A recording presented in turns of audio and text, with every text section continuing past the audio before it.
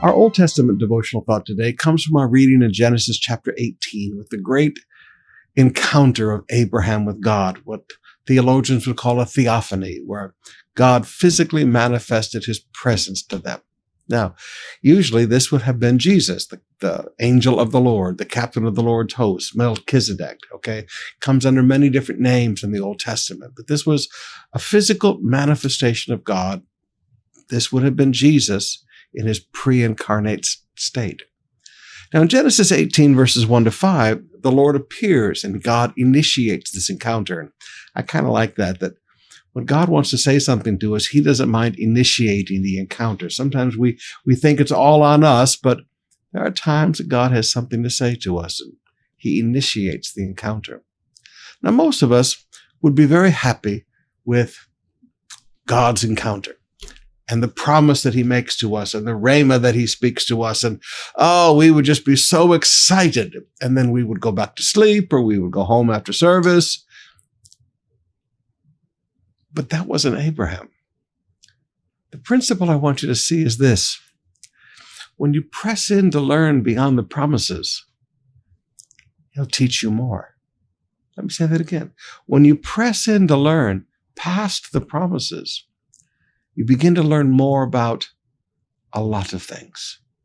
Now, in verses 16-21, Abraham went out with them to send them on their way. He shows them respect. He says, all right, you've made me beautiful promises. I'm not going to say goodbye, see you later, and go back inside my tent and rejoice in the promise. Instead, it says he went with them to send them on their way. As a sign of respect, he escorted them out.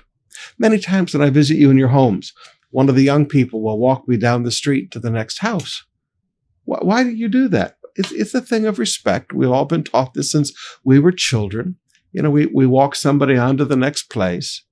Now, this is what Abraham did. He began to walk with God and these other angels who were with him, and he was showing respect. Now, as he walked with them, the Lord said, should I hide my plan from Abraham? Starting in verse 17. Now, notice the things because Abraham pressed in past the promises, what he learned. He learned that God had a plan. He learned his own future. Abraham will become a great and mighty nation, and all the nations of the earth will be blessed through him. He learned God's motives.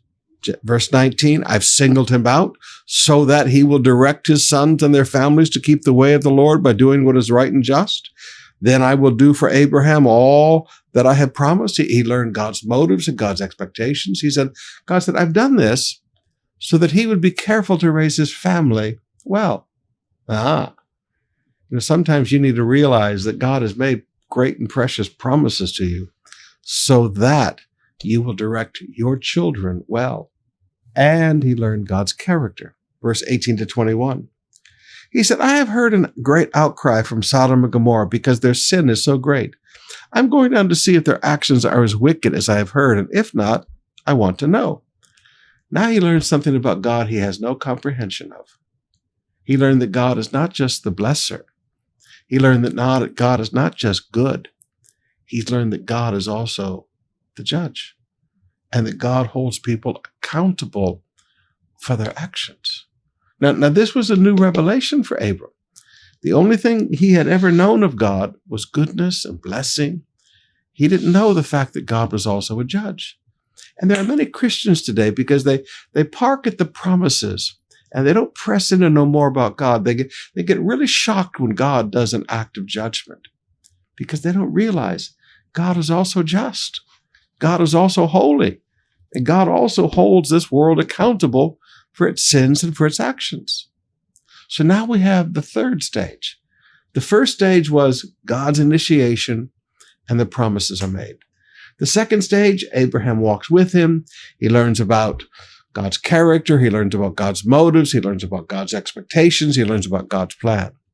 Now the third stage, this is when he's a little confused about God. Verses 22 and 23. But the Lord remained with Abram, and Abram approached him and said, will you sweep away both the righteous and the wicked? Now, I don't think he's just thinking about his nephew Lot down there, Okay. Lot's righteous soul was vexed by his sin. So Lot did live a righteous life. But I don't think he was just thinking about Lot. He'd seen something about the character of God, and he had a question. Lord, will you sweep away both the righteous and the wicked? And then he kept pressing in. He said, all right, Lord, will you spare the righteous? Will you spare a city if there's 50, 45, 30, 35, 25? He gets all the way down to 10, and then he stops. Now, why did he stop with 10? He doesn't think that there's enough in Lot's family to compile 10. Lot, his wife, his 2 daughters. The daughters are not married yet, so there's not. He didn't just stop with Lot's family. He stopped before Lot's family. He stopped when he understood that God is so merciful that for the sake of the righteous, God will stop his judgment upon the wicked. I wonder how many airplanes have not crashed because of a righteous Lola or a righteous Lolo sitting on that airplane. I wonder how many times the city of Manila has been spared because of the righteous people in the city. God will spare the wicked of a place just because of the righteous that are there. And he learned another thing about God. He learned that God will patiently listen to a conversation and that God's not embarrassed to answer questions. Have you ever noticed how much time Jesus spent answering questions in the Gospels? In your daily Bible reading, especially the 30-day challenge, and you're reading large passages from the Gospels, notice how many times Jesus answers questions. God's not intimidated by our questions. He doesn't mind having a conversation. God doesn't mind not doing all the talking. He doesn't mind listening and answering our questions. Now, beloved, if you really want to get to know God, you have to learn to press in past the promises. And the more you press in, the more you learn.